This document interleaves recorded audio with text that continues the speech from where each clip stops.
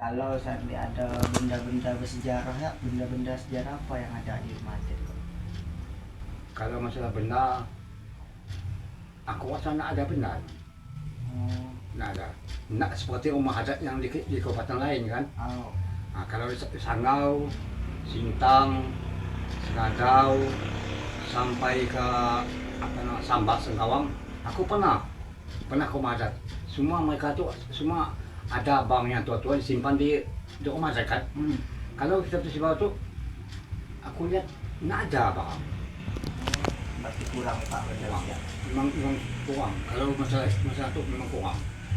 Nggak ada aku lihat yang dikatakan begini, dikatakan museum kan. Nah, nggak ada.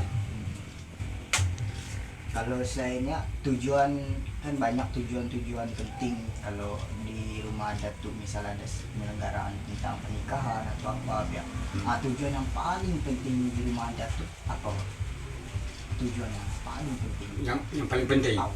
Yang paling penting yang biasa di seminar kita, biasa di bicara kita kan ada pertemuan sesekali. Oh. Inilah adat kita Melayu harus dikokohkan, dikuatkan.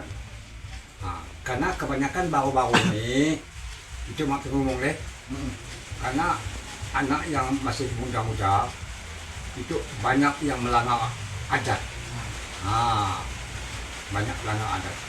Puasa kami, aku biasa masuklah penyuluhan adat kan, macam pada desa aku ditugaskan untuk penyuluhan adat. Jadi orang kampung tuh kalau yang tua-tua sih bisa lah kita anukan, tapi yang muda-muda tuh mendengar dia tuh saat kita susun adat tuh, kita bilang lah beberapa kali nggak usah lalu melanggar masalah adat, tapi sebentar bangga mau yang meninggal ya, tak besok udah nak meninggal lagi. Itu yang penting. Yang tak kalah penting adat tuh harus dikokohkan, harus dikuatkan, harus dipersatukan. Karena adat tuh nggak ada jual beli, nggak ada jual beli. Kita hidup di kandang adat, mati di kandang bumi kan. Itu harus kuat kita tuh menahankan hukum adat. Kalau kita sampai lemah hukum adat kita, siapa pun bukan adat Melayu, adat orang lain pun sama. Kalau udah kita jauh kepada hukum adat, jauh lah nyimpang pendapat kita tuh, ya jauh. Harus pakai, ya udah kita untuk kita pegang untuk hukum adat ya. Adatnya mana? Kalau ini udah melanggar adat, nggak boleh dikerjakan. Itu yang harus biasa diterangkan kami. Itu ya. Biasa diterangkan kami di sini. Itu yang tak kalah penting adat itu, tujuan adat. Macam nak ubah seperti polisi ya, contoh polisi atau penilaian itu kan cuma pakai undang-undang kan. Kalau kita Melayu itu adat Melayu. Kalau orang-orang yang tua itu pakai undang-undang. Kalau udah terlepas daripada undang-undang, wah udah kucak-kacir lah. Itu yang diutamakan lagi, adat itu dikuatkan. Berarti kalau adat Dayak itu kan misalnya adat Dayak tuh kalau misalnya tidak melanggar ada hukuman-hukuman tertentu. Kalau kita adat Melayu itu hukuman apa? Sama. Apalagi kalau dikatakan kita macam situasi orang yang macam pemuda-pemuda tuh banyaklah yang melanggar adat tuh, yang udah diberi peraturan oleh PC nak boleh ngebut, semua katakan bermotor berkendaraan nak boleh ngebut, nak boleh pakai kendaraan motor nak pakai helm. Itu lalu banyaklah peraturan yang lampu SIM lah, yang lampu ini harus ada dikerah terus oleh petugas polisi. Tapi banyak yang nak pakai itu, yang nak suruh ngebut melanggar orang sampai orang itu tewas. Kalau kita melanggar orang memang nak sengaja, tapi hukum dalam hukum adat sampai nyawa orang kita tuh menghilangkan nyawa sesuatu, menghilangkan nyawa orang itu dalam adat tuh hukum mati. Kalau ia nak sengaja, hukum mati ya 157 gram emas yang 24 karat. Itu hukumnya. Kalau yang sengaja macam orang sengaja memang dipukul sampai nyawa orang itu tewas kan, pati nyawanya penuh 307 gram emas yang 24 karat hukumnya tuh jatuh kepada hukum itu, hukum adat. Udah selain itu pulang-pulanglah ke undang-undang negara. Nah, itu udah ditangan oleh orang yang positif macam polisi kan. Ya biasa kami bisa menerangkannya dalam kuasa dalam kuasa.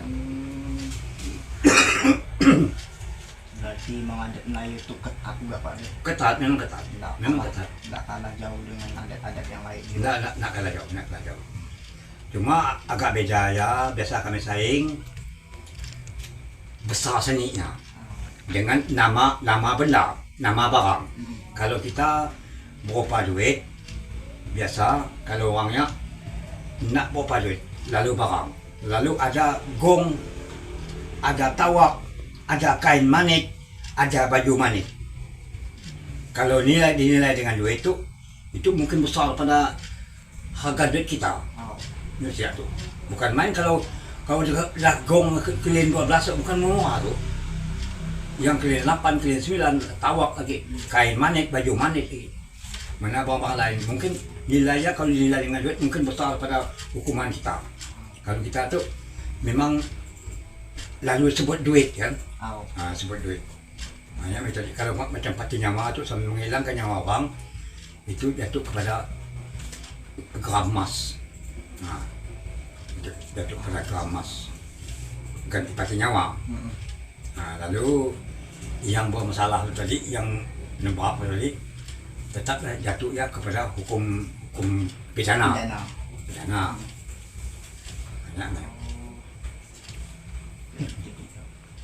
Berarti sekian banyak kami tuh tahu dapat ilmu sedikit deh Pak. Ya itu sudah. Kalau masalah nikah pengantin dinamakan nikah, itu dah masuklah hampir apa lah tuh. Karena aku kebanyakan selama aku jadi pengurus adat, aku tuh banyak ngurus orang yang nikah. Ngurus yang nikah. Jadi alhamdulillah, karena masalah pernikahan tuh waktu kita tuh menyatukan orang tuh baik kan, supaya tuh orang kami tuh, supaya orang tuh dari laki bini hidup ya berbahagia. Terus memang senang sih. Aku sih ngurus orang yang nikah pengantin senang. Tapi aku yang kurang senang tuh kalau aku orang yang lapor buat aku lalu ada masalah berkelahi padu sampai cerai berai. Dia kan nak senang aku senang ngurus. Apa boleh buat? Itu apa boleh buat? Udah anu benar. Nak diurus kita udah jadi pengurus adat. Ya nak senang. Tapi kalau orang yang nikah pengantin mulai dari mesik, melamar, ikat tunang sampai pernikahan sampai jadi suami istri, senang kami. Senang. Kenapa lama aku pulang dari pulang dari Lanyak, habis Lanyak ke Sengkalu, kampung Sengkalu. Aku nak pernah ke Sengkalu di bagian Mau. Pulang Lanyak semalam pulang dari Nangasamus. Banyak pengalaman di ngurus wanita semua. Tapi senang aku. Senang. Ngurus wanita tuh senang kita. Waktu kita tuh memang menyatukan orang tuh kan, menurutkan sunnah Rasul.